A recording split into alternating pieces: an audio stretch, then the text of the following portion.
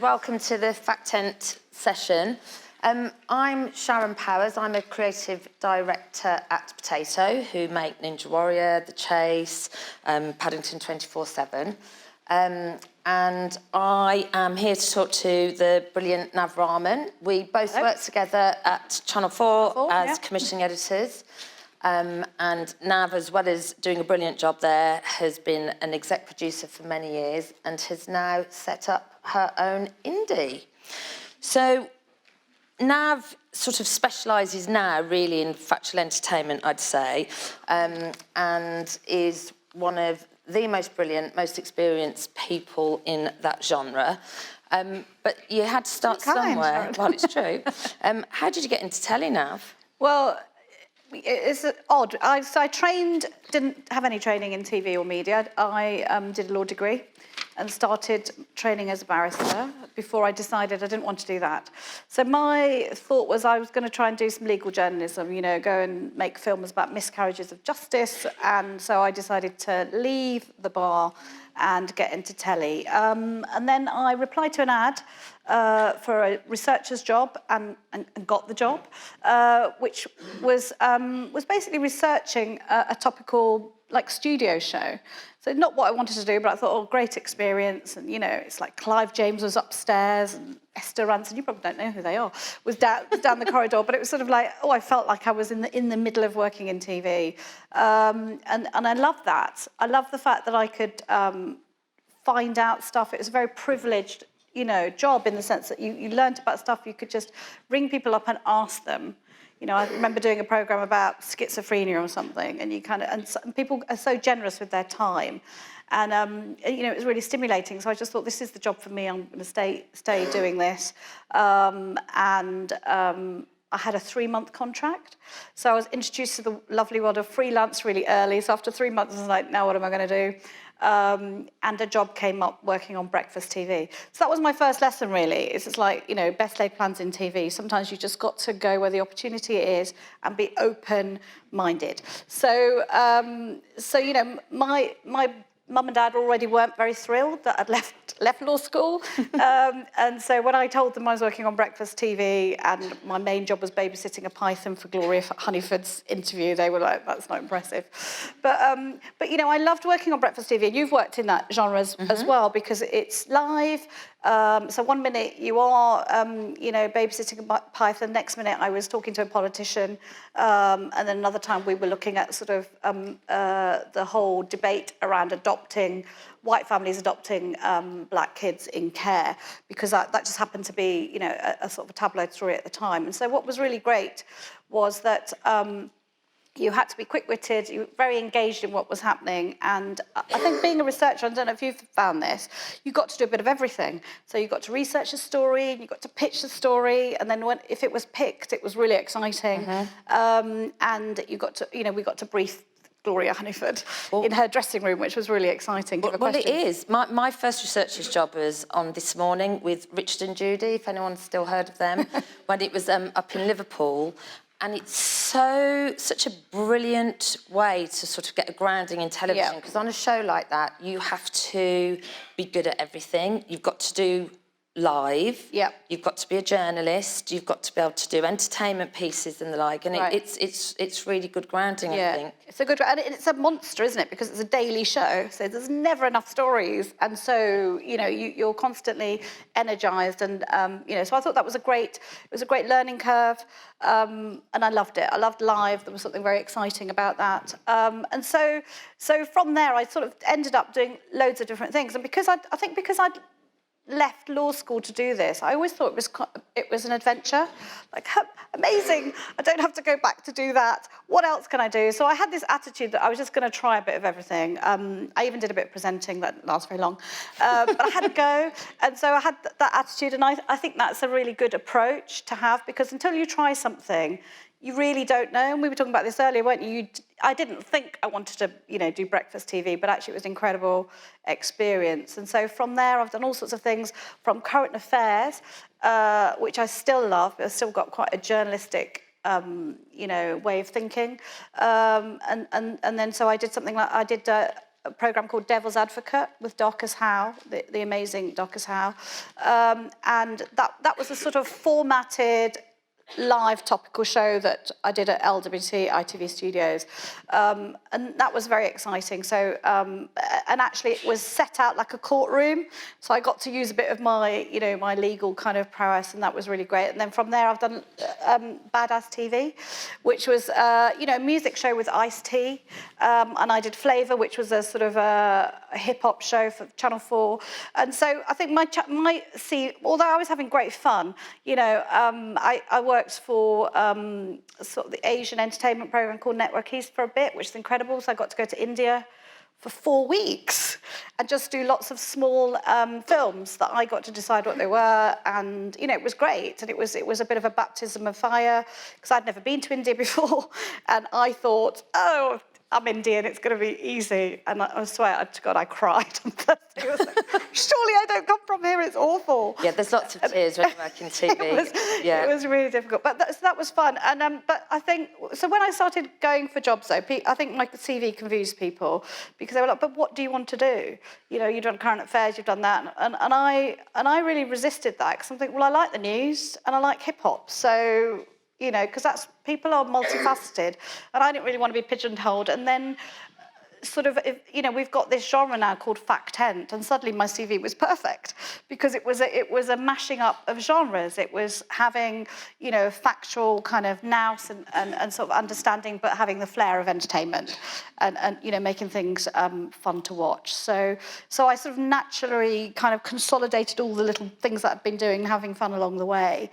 And sort of got involved in Fact-Ent at Endemol, which was an amazing place to work, and Big Brother had just started then, and obviously you looked after Big Brother when you were at Channel 4. I did. So it was that sort of time when formats were very exciting, and so when I went to Channel 4, there wasn't a Fact-Ent when we first there, was there? It was entertainment. Yep.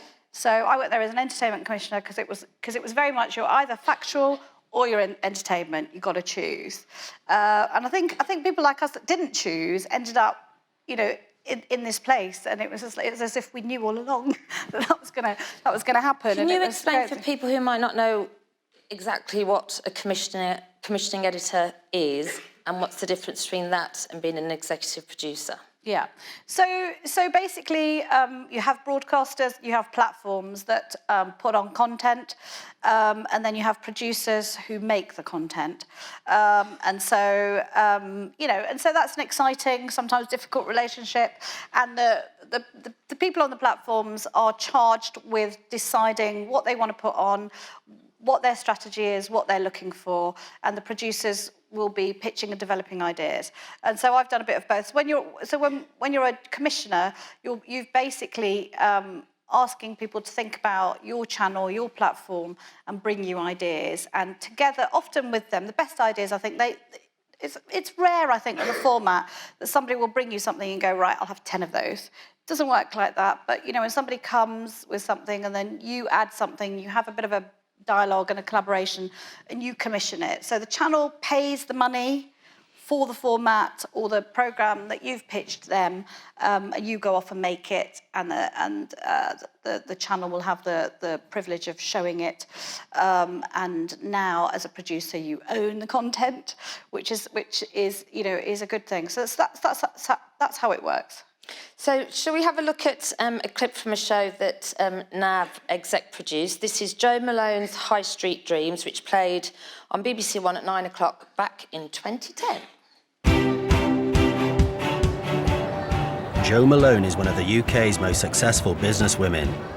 But her success didn't come from privilege. Brought up on a council estate, Jo built a global fragrance brand from her kitchen table and sold it for millions. I'm living proof that you can absolutely start with nothing, grab hold of your dream, and go on to be really successful. Jo turned her passion into a business empire. Now she wants to help others do the same. That's what I wanted to see all those weeks ago, and I'm just thrilled that it's now in your hands. 8 people will be given the chance to transport their homegrown creations from the tabletop into British shops. Can it really be done? Well, I wouldn't be standing here if I didn't believe it could be. But is it going to be tough? I promise you it's not going to be an easy ride. If they can make the grade, they'll get the chance to pitch to some of Britain's biggest retailers. We are going to open doors to some of the greatest business minds that this country has to offer. Potentially, it could actually change their whole lives. Helping Joe is Nick Leslaw. With an investment portfolio worth several billion, he's just the man to show them how to deal with the harsh realities of business. You have so little time that you still have a mountain to climb. Joe and Nick have given themselves just 3 months to prepare these fledgling businesses. I have to be absolutely convinced that person, their product and their story is ready for the pitch of a lifetime. If they're not, I'm afraid those doors are not going to open. They'll examine their business potential. If you do that, you're out the door. Yeah. It's over. This whole process that you've gone through, I'm sorry to say it's ridiculous. What you have to do now is train your brain to be creative in business. Put their products under close scrutiny. You have to learn to listen. It was like taking a scissors to my heart. And bring in industry experts to help transform their brands. Why are you being a smartass? You know what I'm saying. If I was a buyer, I'd say that's nice and I would walk away. Only then can Joe and Nick decide whether they're ready to pitch to a major retailer, bringing them one step closer to their high street dreams. You once told me that this was your dream, but we're going to make your dream come true.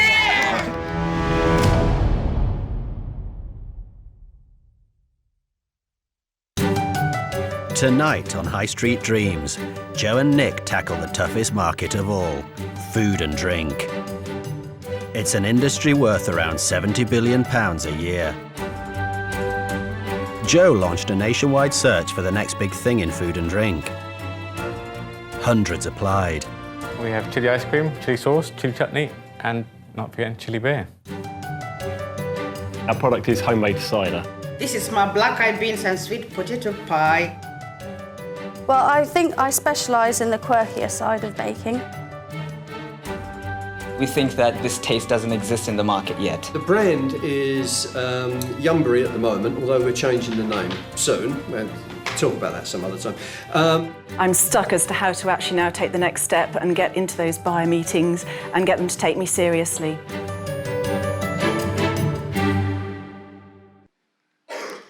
Cool, thank you for that, Nav. Was that show around before Dragon's Den and The Apprentice, or was it? I think it was around the same time. I mean, it's a good point, isn't it? Because we started with that particular show. We started with the talent first. Sometimes you can have a concept and then you go out. You know, you cast talents. Who's going to be in it? So with this one, Joe Malone was somebody that we were already speaking to at 2-4, and we thought she was a brilliant person because she's a woman, and a woman sort of, incredibly successful businesswoman at that. She'd sold Joe Malone for several million to Estee Lauder, I think, and she was very passionate about helping other people, and so we were trying to think about what is that. What is that shape, what is that format around Joe that we can make that is also, it's going to be in the shadow of The Apprentice, it's going to be in the shadow of Dragon's Den, and that's often a problem, I think, of convincing people when, because obviously I think you make loads of business shows, but when you're pitching them, it's just like, oh, but, it shouldn't feel like those. And so I think what we thought in the end is that the format beats we created them around Joe's actual life story. So she really did start mixing oils and potions on her kitchen table and came up with those amazing fragrances, and then persuaded people to spend £60 on a candle and have those incredible expensive shops which she then sold to Estee Lauder. So she had this amazing British business success story. And so we went out to look for other Joe Malones, so people who were making amazing things. And it's a very British thing as well. I mean, there's so many people that we met, and that was definitely the best bit of making that show, just meeting all those people. Some had amazing ideas, some were ridiculous, some were hilarious. So that's what we did. And she used her contacts and her business nous by bringing in people to really properly prepare them to pitch. So at the end of it, they were trying to pitch to a real high street retailer. And I think that's what's quite important about a fact-ent format, I suppose, more than an entertainment format, that it really is rooted in reality. So these people were genuinely making things. They really wanted to, you know, sort of go from making 5 cupcakes to being on the shelves of the supermarket. And they often didn't have a clue how to do it. So she brought in mentors that helped them brand, helped them improve their product, and she got them ready to pitch. And so, you know, so it was amazing from that point of view. We had the Singh family who were making their chili sauce in the garden shed in Southall, and they sold their sauce to Asda, and now I think they're still in all the supermarkets. So that's amazing. And we also we had a couple farming couple who were making beef burgers from their farm, and they ended up in Waitrose. So you know, it was interesting to mix that real story. It was people's real lives and real dreams, and I think that's what that show was about. At heart, it was about possibility and dreams, and sort of, you know, so you bring all those things together to hopefully make something that moves you, that makes you laugh, and, you know, it's entertaining. Cool. I'm going to be throwing to you guys for some questions actually throughout this session. So if you want to think of any, that would be good. But before we do that, what do you think makes a format a really good format now? Because I always think it needs to be simple. If you can't explain a format in a sentence, how can you explain it to the viewer? I mean, what other things do you think qualities does a good format need to have, do you think? Yeah. No, I think simplicity is the key. And I think, you know, when I was a commissioner and, you know, when I'm pitching, you know, I'd always say, honestly, if I don't know what it is in 2 or 3 lines, let's just, you know, rethink it, you know. So sometimes you'd get like a, you know, 5-page beautifully presented document, and you'd be just still going on page 6. But what's the show? So I think that simplicity and is important. What is it? And I think the other big thing for me when I've been commissioning formats and making them is purpose.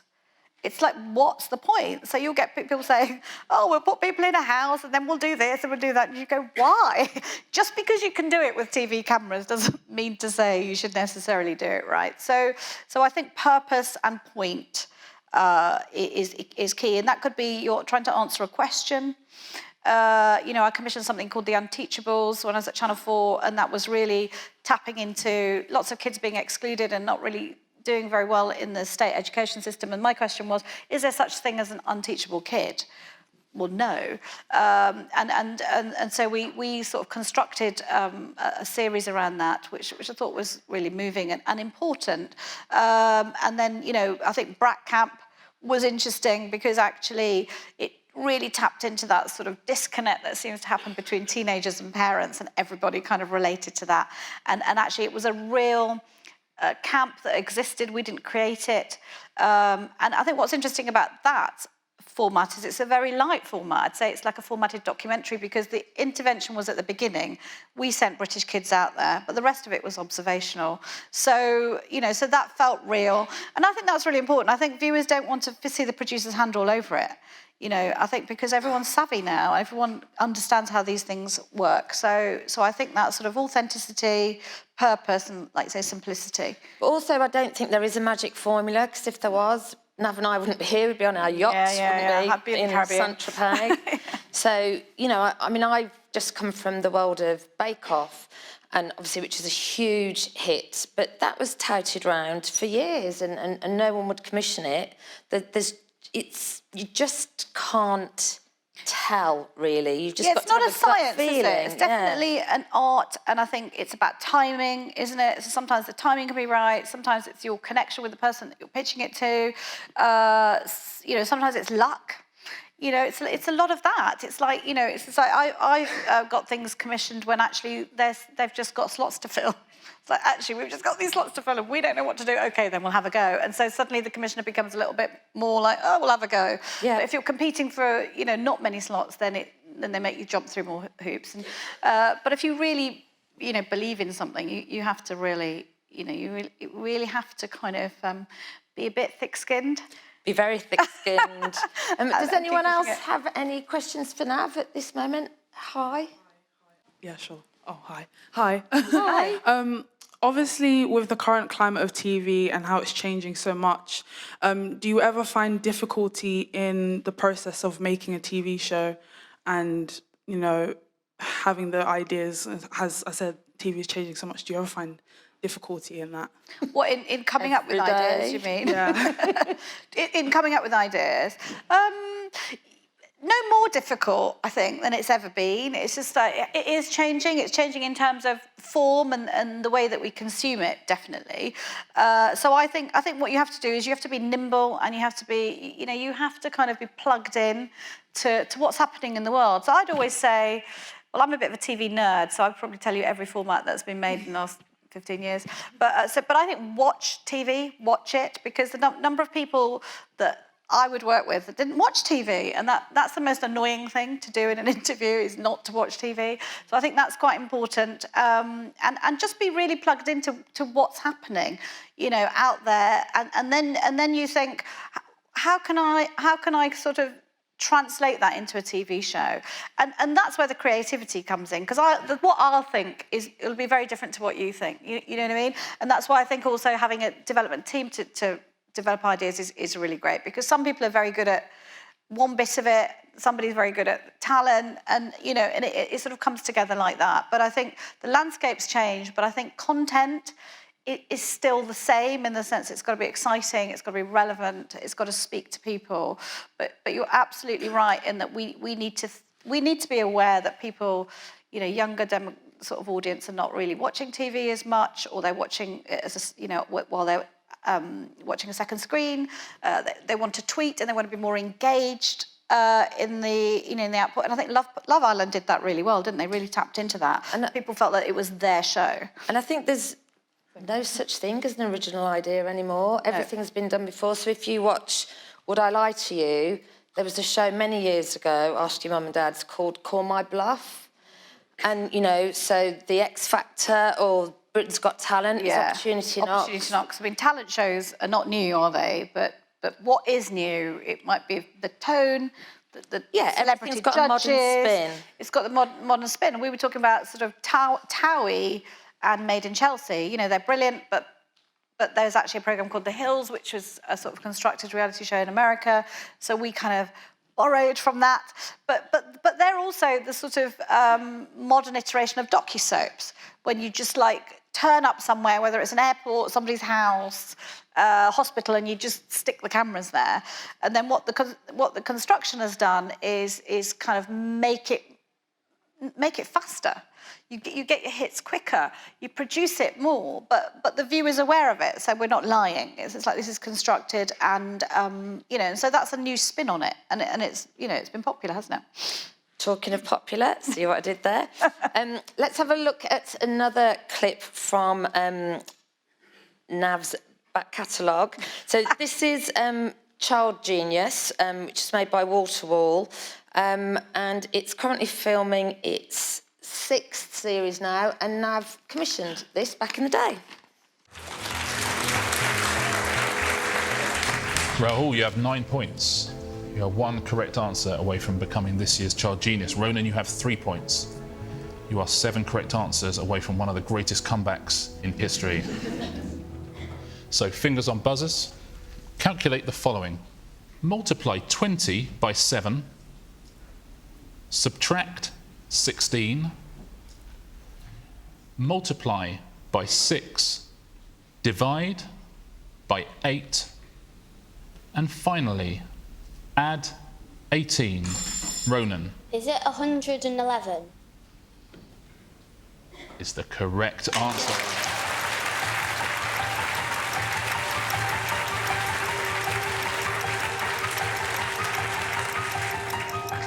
Oh. I do forget sometimes, Ronan, that you're 9 years old, I have to say. The fact that he got into the competition at all is a complete shock to us. We didn't know he was that intelligent. We keep thinking, what's happening? It's like, Ro, you're awesome.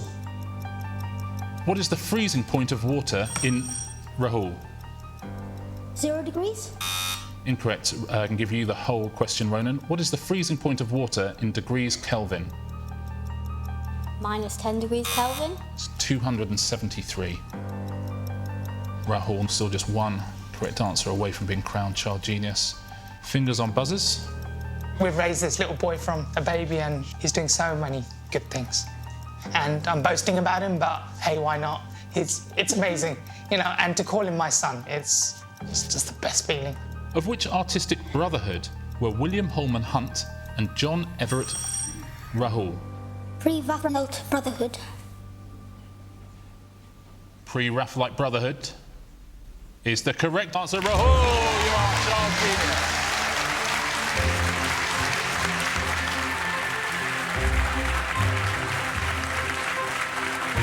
There's that smile, Rahul. I knew we'd see it again.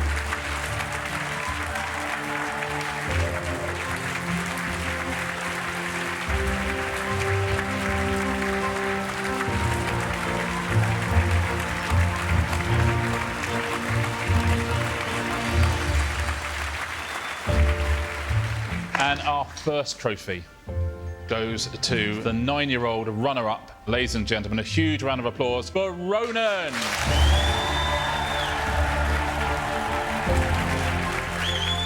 I knew that he had a good memory, but I didn't think he'd stand up to pressure as good as he did do. I've met some nice friends and did quite well, so I'm quite happy. We came into this hoping to get into the first round, and we've come out in the final. We are 9. We've done brilliantly. But in the end, after a series of incredible rounds, we have one man left standing. And that is our Child Genius champion. Ladies and gentlemen, it is Rahul!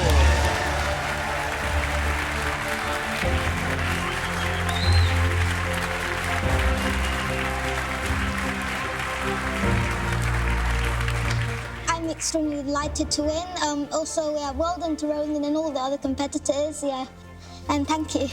Proud, really proud. It's a phenomenal achievement. There's only one Child Genius, and that's you. And I've said all along, you know, this doesn't just happen. You know, you've got to put the hard yards in, as they say.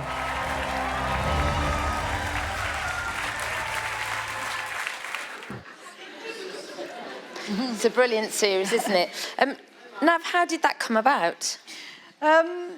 Yeah, so with Child Genius, it was actually while I was on maternity leave at home, watching loads of telly, and I saw a documentary, I think it was on BBC, and it was about what makes a genius, but it was very BBC documentary, and it was quite serious. But I was fascinated by it, and also being a good Asian mum, I was wondering how to hothouse my unborn child. So I thought, well, I'll explore that more. And so I just thought, well, what does that mean? What is a genius? And you know, if you can do complicated multiplications and speak Mandarin Chinese as a toddler, does that translate into adulthood? Are you going to be an exceptional, amazing adult? Discuss. So I spoke to the guys at Wall to Wall, and I was saying, you know, this is quite interesting. How do we tap into it? How do we tell that story? I don't want it to be just a sort of a serious, specialist, factual type. You know, I want it to be entertaining. It's interesting, and I'm interested in the parents because I was about to have a kid as well. You suddenly become aware of that whole parenting kind of lobbyists. You know, the hot housing their kids. They're doing this. They're giving you loads of advice, and so we came up with lots of things. And first, we were wondering whether we should go back and find kids who'd been, you know, had been called. Where were they? A, some of those stories were a bit sad, and B, it's a bit like when you were famous. You know, that sort of, you know, after the first 5 minutes, you kind of go, oh my God, they're unemployed, or they look terrible, or they're a professor at Oxford. There's nothing to tell because it's a retrospective story. So we were just thinking, how do we make that present tense? So actually, originally, we cast 10 kids. We came up with the title Child Genius, and we worked with Mensa, and we were planning to sort of do a 7-Up style, you know, sort of show to sort of say, well, let's just follow these people into adulthood. I mean, it's quite, you know, it's a longitudinal project, so it wasn't an immediate hit. And what happens, and you know, what will they, you know, what will happen to them? And so, and I think we went back twice, and then I think with a lot of fact-10 formats and shows, and I suppose this is an important thing to say, is that you need to constantly refresh a format. You need to be plugged into what people want, and you need to understand why people are watching something, what's drawing them to it. And of course, it's always fascinating watching extraordinary human beings in any form. But obviously the parents were as interesting, if not more, than the kids. And so it's it mutated into a competition. And I think when you watch it, it feels like it's a real world competition, but it's actually a constructed competition by the producers in conjunction with Mensa. And so you kind of hone in really on the process of what it takes to be a child genius, and it's the revision and the learning and and the wanting to be the best, the parents being so proud, and some pushy, some not. So that's how it came. And I think the latest addition is Richard Osman, who we've both worked with, and he's fantastic. We both worked with him before he was famous. Yes, we did. Then suddenly he was on the spent a lot of time throwing bits of paper into the waste paper from he's the very tall. Yeah, very tall. But I think he's given it a sort of another turn, and I think it's that constant turning something, reinventing it. Don't be happy with something. Just you can always improve it and sort of make a more modern iteration. So I think Richard was a great. I can't take credit for that, but Channel 4 added him, and he makes it feel like a really fun entertainment show, as witnessed by the audience interaction. Totally, and I think the next clip that we have, which isn't one of Nav's, but I think we've picked it to illustrate how Factual Entertainment has evolved and moved forward, and just feels of the moment. This is a clip from Celebrity Hunted. I've never been to areas like this. This is like home for me. I love it. What's them big fans? Windmill. They've used a series of associates to transport them to the Peak District. Ah! Mate, your feet. God, but they stink. Oh, my God. This is not us, and we can't stay in a tent. We've got to go B&Bs minimum. Mate, honestly, this is... We need showers nightly. We need to bed with aircon. There are so many little midgets on top of this fucking tent. Chris, can I ask you something? Would you rather get caught sooner? Yeah.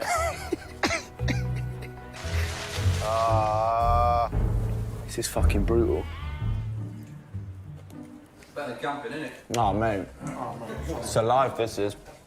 Chris and Kem have hitchhiked to Wales. They're hiding out at the home of new associate Gemma and her family. They come here and they say, where's Chris and Kem? Say they're not here. I don't know who Chris and Kem is. They're trying to find us.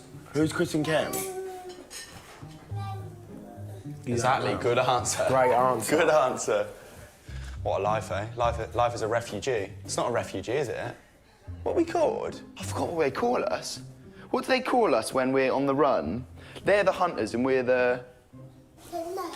We're the fugitives. We're the fugitives. It don't even begin with R, it begins with F. We're the fugitives. We had a TV show on Ed last night. I really want to find out what viewing figures we got. If Jim knew, he would call us anyway, innit? We got a burner, but we ain't used it. Shall I have a look? Yeah. We've got a text which has just come through from Jim Irwood, the agent of Chris, to a number we don't currently know. It says viewing figures 668K, did well on social. This is from Jim Irwood to an unknown number. There's no subscriber information for that number. So potentially a burner then. I'm going to put that phone in immediately. Hopefully we'll get some cell site from that. Cell location for burner phone. West Wales in the Llannegan area. They're there. They're there now. Who's the nearest ground hunter team? Let's saddle Steve and Becky up. Moving now. Still working on an exact location of the cell site. The triangulation itself covers the village. Now it's quite small. There's one main route in, one main route out. Ask around. Someone definitely would have seen them. Perfect. I've got another message. Boys, dump the burner phone as soon as you can. It's the first time we turned it on once.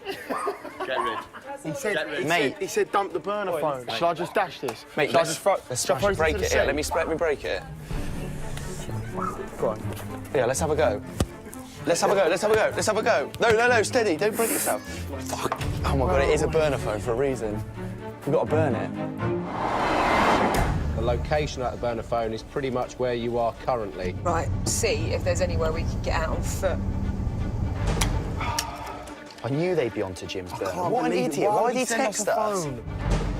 Cell site triangulation gives the hunters a general area where the phone was used, but not an exact address. Right, we need to get out of here then. Bloody hell. Shit. Ken, we shouldn't have turned it on. Let's look at the main road. Straight. Yeah, here. What car's that? Oh my days, was that? That looked like a hunter just there. If that was that, oh my God. You all right, Cotton? Nothing seen yet, mate. Nothing seen. I think we missed it, mate. If they've obeyed Jim's instructions to ditch the burner, where the bloody hell are they? I think that series is the sort of definition of what factual entertainment is, because it's a factual programme asking a really interesting question, can you disappear in modern Britain, but done in a really entertaining, funny way, and not being po-faced, having people like Chris and Kem on board. Yeah, it's quite interesting, isn't it, when you put them in the mix, it changes it again, and I love that about a good format, because you've got a construct, but you depending how you populate it, what kind of cast you put in it, you can kind of change the tone and sensibility quite a lot. And and it's a brilliant format, and I think it was something we thought would be good to talk about, because, as Sharon was saying, it's rooted in a sort of a factual question of our use of CCTV and surveillance culture and all of that, but then it's got the grammar of, I think, like a detective thriller, which I love, because it's borrowed the visual grammar of drama, sort of, and that's because it's scale, and it's got scale and ambition. It's been filmed with loads of cameras, and then also it's a game show. So it's lots of things, and I think that's when that's where innovation happens. I think when we kind of go, but we love thrillers and we love game shows, and and if you put them all together, what do you get? And it's exciting and it feels fresh. And I remember I was at Channel 4 when Don Bird.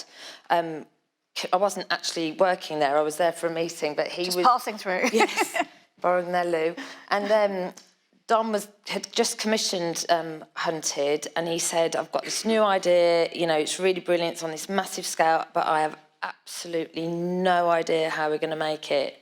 And that's actually the thrill of it, actually. I always think the best television is when you're you just don't know what's going to happen. That's when it sort of shows really sing.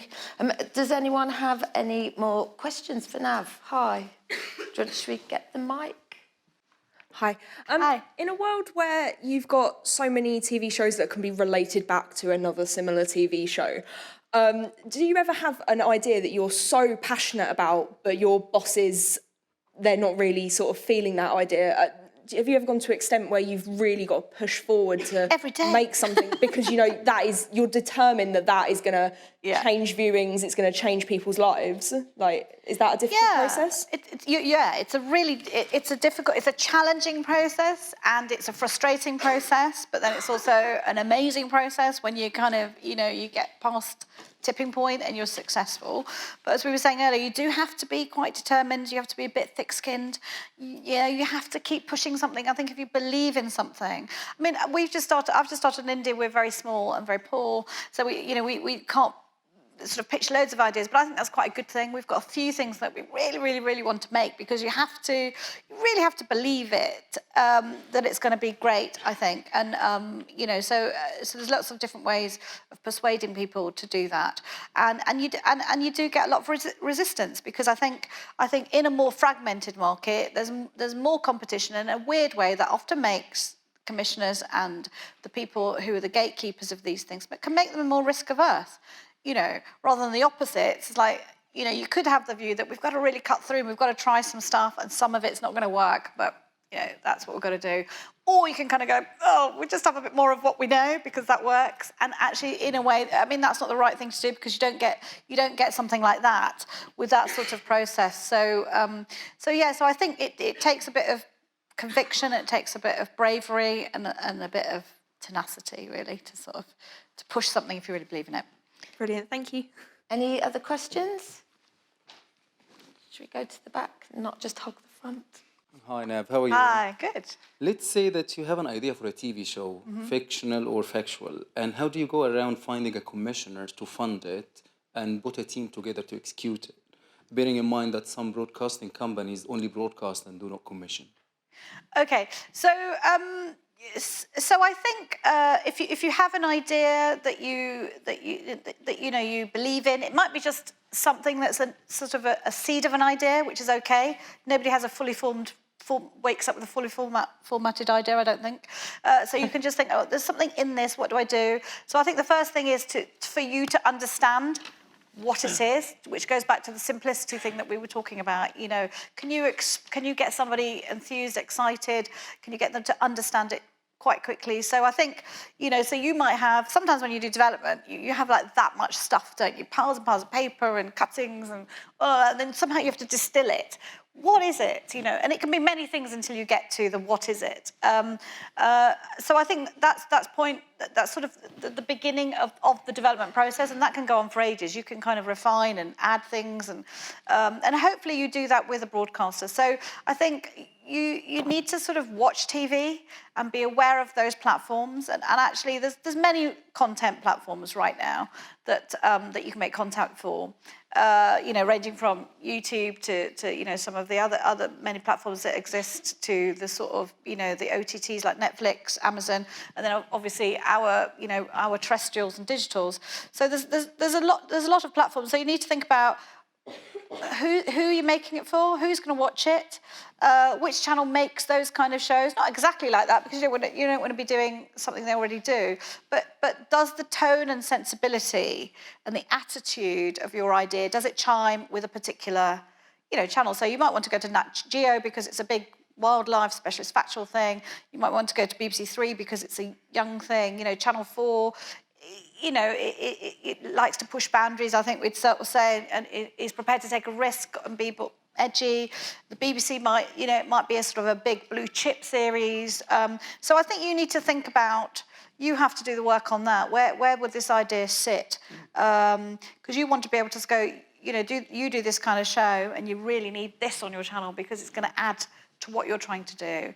And then I think all the other things that you talk about, the execution, I think it's an organic process, and, you know, you might collaborate with the channel because they might say, but I want this talent on it, or, you know, but that doesn't make sense, or, you know, there's not enough format beats. And so it's a process, but one that you should definitely engage in with the broadcaster once you know what the core idea is, because there's no point in over-developing something, don't you think, in a little corner of your own room somewhere, and then they go, no, we don't want it, we're not doing that. So you want to engage them sooner rather than later in the creative process, I think.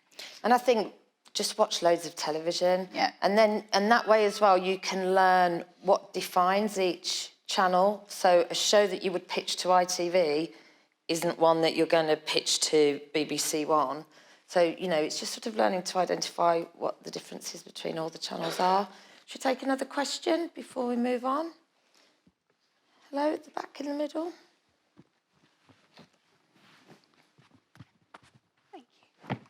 Hiya, I just wanted to ask, how would you get your foot in the door if you're a student looking into going to like indie factual? What would you look for a student to sort of gain access to the industry? Okay, so I think there's loads of ways in for a start.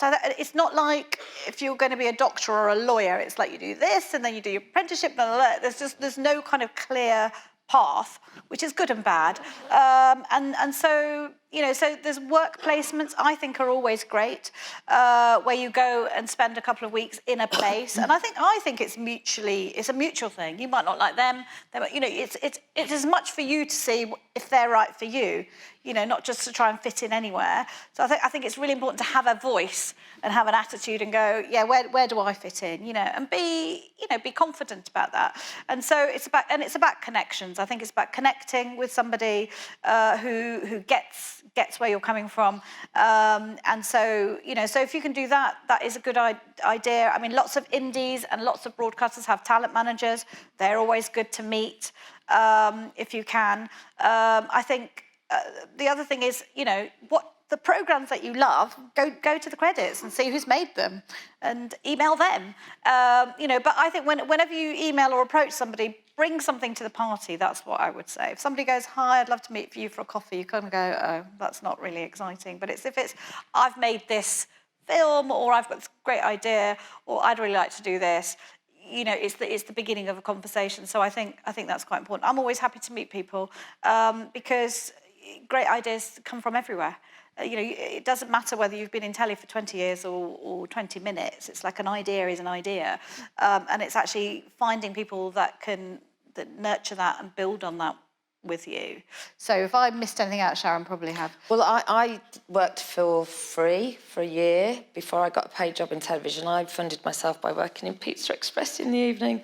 So, yeah, just keep trying. And what also I'd say as well is sort of when you do get your foot through the door, even if it's just work experience or as a runner, actually that sort of role is a really brilliant one to have, because as a runner or at that sort of junior level, you have access to absolutely everybody on a production, and there is nothing better than when you're an exec producer and you are really up against it, a friendly face offering you a cup of tea. And I know it sounds really silly, but actually the friendly faces and the people who every half an hour ask you if you're all right or you want to drink are the people that you remember.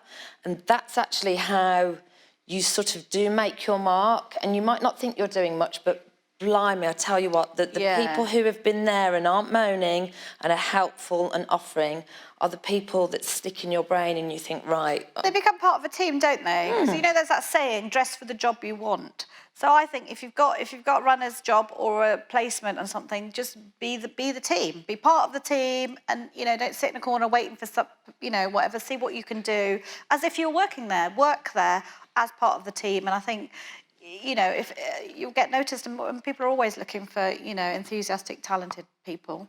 Enthusiasm, that goes a very long way. Okay, so let's have a look at another clip now. Now, this is Nav's, a clip from Nav's first commission at her indie, which she set up, called Chatterbox, and it's for CBBC. Shall we have a look at changing the face of beauty?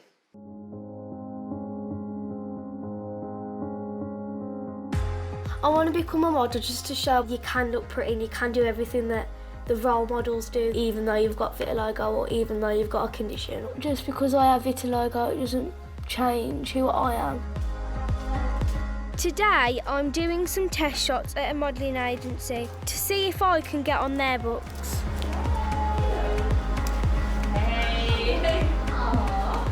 I hope that people do get more confidence seeing me, because when I saw Niall, I felt like a massive shot of confidence.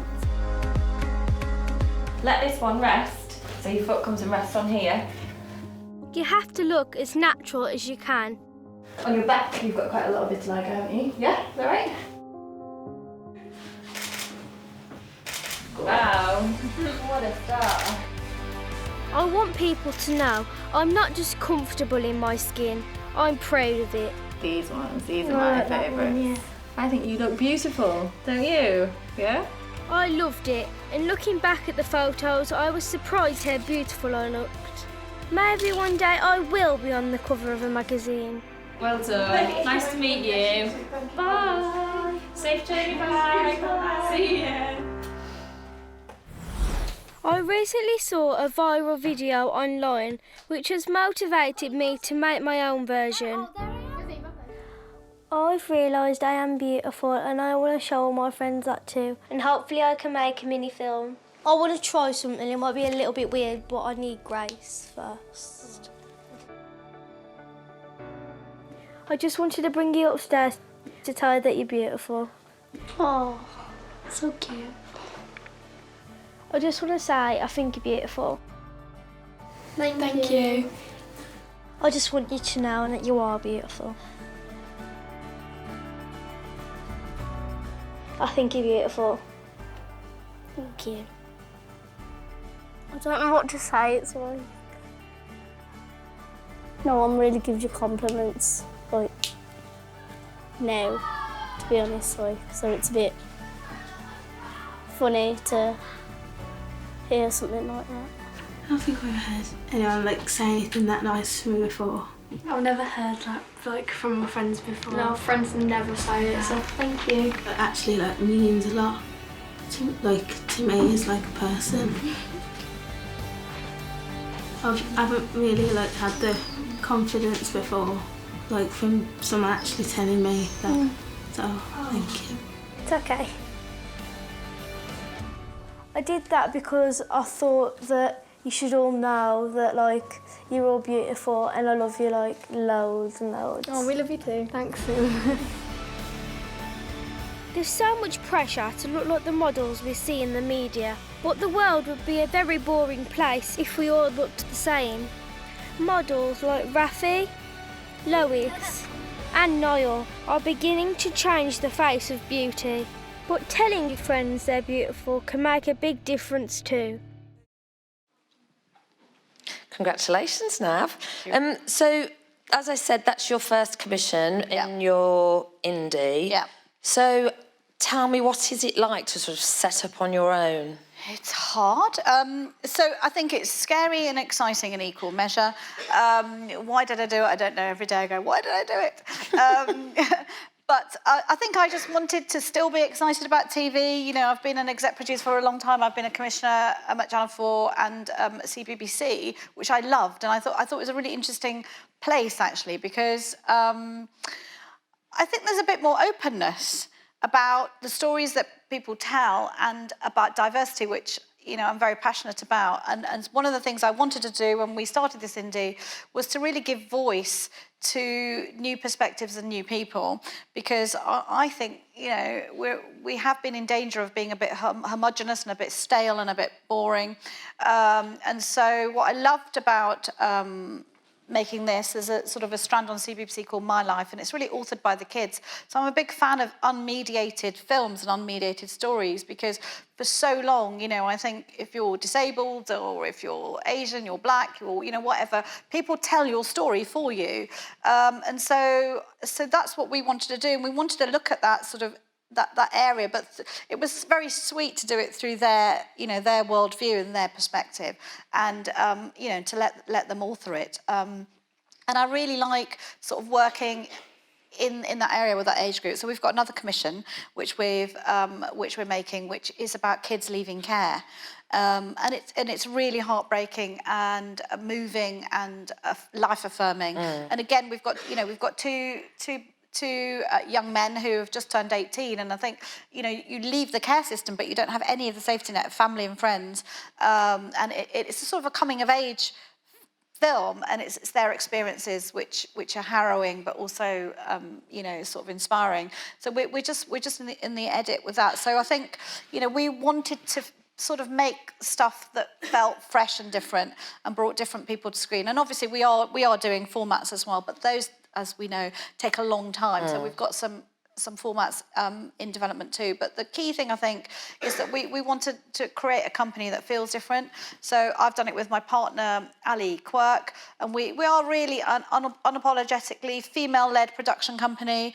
We always have at least 50% of all teams are women, and that's our, you know, it's intentional, it's part of our DNA, because we want to be different, we want to make a difference. So and so that informs the way that we work, and we're collaborating with a lot of people. So it's not just, you know, the Nav and Ali show, because, you know, it's really important to have different ideas and different flavours.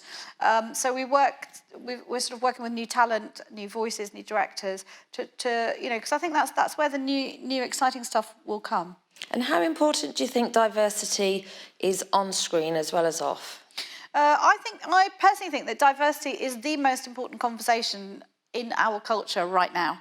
And, you know, and it's from everything from Me Too to the gender pay gap to, you know, to sort of representation on screens. I think it's massively important, because it's how you see yourself on screen. And you know, when I was a kid, you never saw anybody that looked like you. And I know from my own experience, and lots of other, you know, people that grew up in Britain as well that are black, Asian, you know, not sort of the norm of what you normally see on TV. You know, I just remember my mum going, "There's an Asian on the telly," and we'd all run down the stairs, and you know, we'd go, "Oh, there's an Asian on the telly," because it's so important to see yourself on screen. It's really important to see yourself represented. It's really important for you to know that your story is important. And I think now I've got a 14-year-old daughter, I just feel a bit fed up that actually things haven't changed that much, because she's still going, "Mum, there's an Asian on the telly." There aren't any Brummie accents on the telly. That's my next big thing. She was Brummie, wasn't she, Kimran? Well done. But yeah, so I think that's massively important, and I think like on screen it's really important. But I think on screen, people kind of will go, "Oh, we've done that, tick a box." But in a way, and partly why we've set up this indie, I think behind screen is even more important, because you can find those stories, you can bring those stories to screen, and you can give people a voice.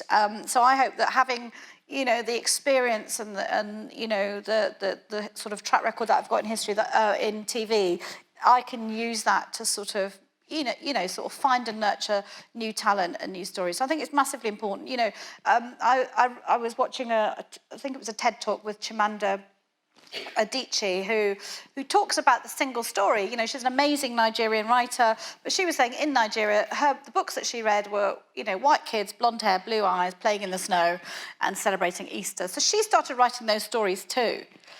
Because she thought that's who should be front and centre of those stories. And it was only later, when she was inspired by other African writers, that she began to tell our stories, and she's an amazing writer. So I take inspiration from that. And I want to be inspiring in that way, that actually everybody, you know, can be the hero of their story. It's really important, I think, not to be the subject of the story, you know. So I remember sort of growing up and having programs about Asians, and it's just like that just feels very unmodern. It's sort of like, you know, so it's about people actually telling their version, their story. And I think we've got a long way to go, but I think we've got enough momentum going that I don't think we can go backwards. So I'm pleased that it's very much at the forefront of all that we talk about, because honestly, the number of initiatives and, you know, well-meaning lip service I've heard over the years is depressing. So I think it's really important for people to, you know, really stand up and sort of keep pushing back on that. Cool. So we're nearly done for this session. Have we any more questions from you guys? Another one at the back, just there. Hi, my name's Stevie. Hi. Basically, when making independent film, what's the best way to kind of get it out there in the world? I mean, making series, film, I mean, is it marketing? Is it, you know, emailing people, asking them to take the show? What's the best way to... Do you mean to actually make it or to sell it?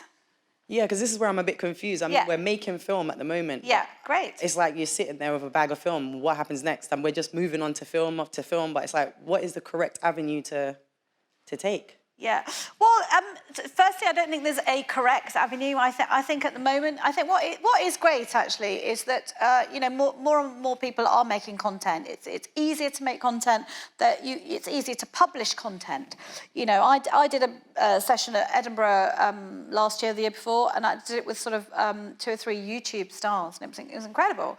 And one of them was Humza, who's recently had a sitcom on BBC Three, but he sort of did a lot of stand-up about Muslim terrorists, and you know, and he was an interesting talent, and I think he's got more subscribers for his comedy channel than Ricky Gervais or something. He's just like got incredible following, and he decided to go down that route first because he just thought nobody's ever going to give me a show, so actually I'm going to just make it myself. And he couldn't believe that, you know, within a month or something he's having over 1 million subscribers, and now he's got a lot. So I think it's worth investigating where those platforms are and how you can get your content shown.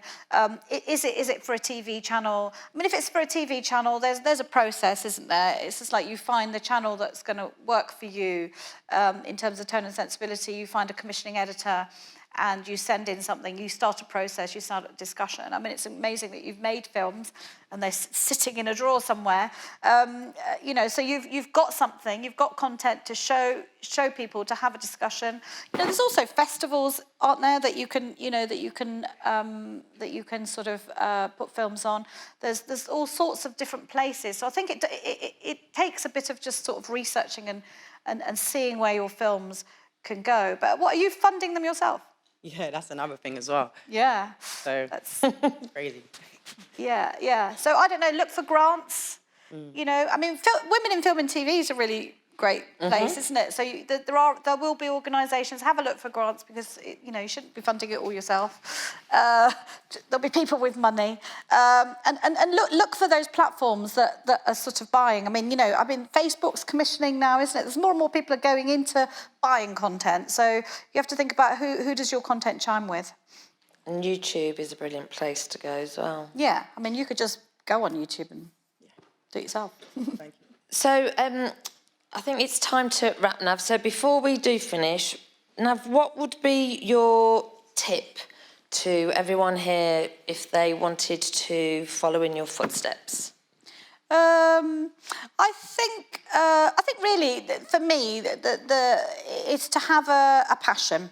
So I think you have to be passionate about something, and you have to love the creative process, and believe in something. And that can be anything. You know, you might want to make the best entertainment show ever, the best prank show, you know, the best documentary or format, or you know, whatever. But I think, you know, it's really believing in that idea.